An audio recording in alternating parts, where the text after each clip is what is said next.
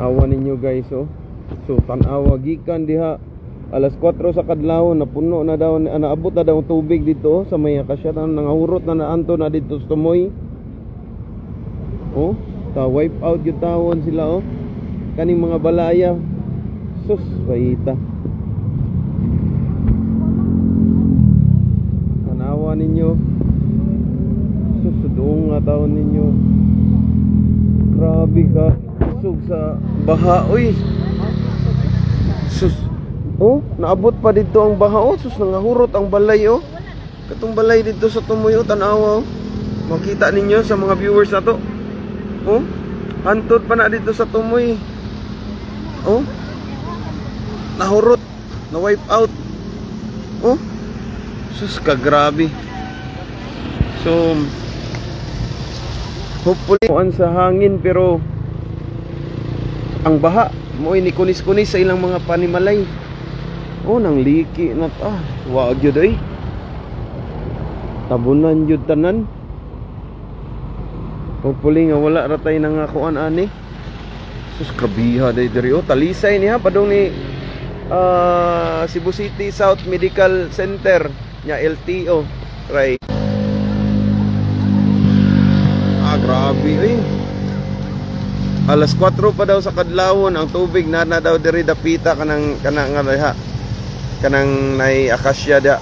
Munang nahurot yun sila og nabanlas yun ba. Linog. Linog ang yawan daan nila kay uyog-uyog ang bridge. Naami diri sa bridge. So dara. So hopefully nga wala ratayan sila, wala ray na nga unsa, naka-evacuate ra unta kay nag pang recover pa nilang uban, no. Sus.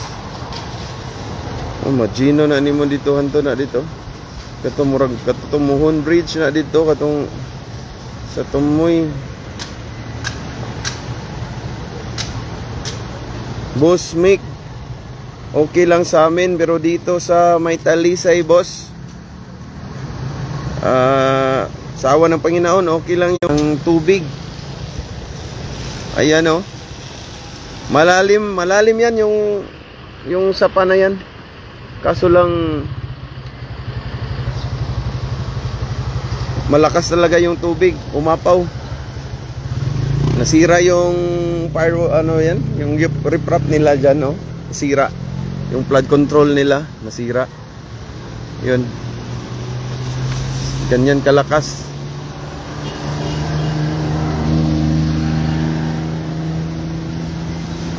Sus, luuya tawon ay. Slagordi din, hindi? Sus, luuya tawon, no? So, dara, natakilid ha, natakilid sa bridge. Kay ganina, dito man ta sa kilid sa Mananga. Karon lahi na sa Talisay ka pa ni. Kaning tubig, gikan pa ni dito sa bukid. Nya, nagsig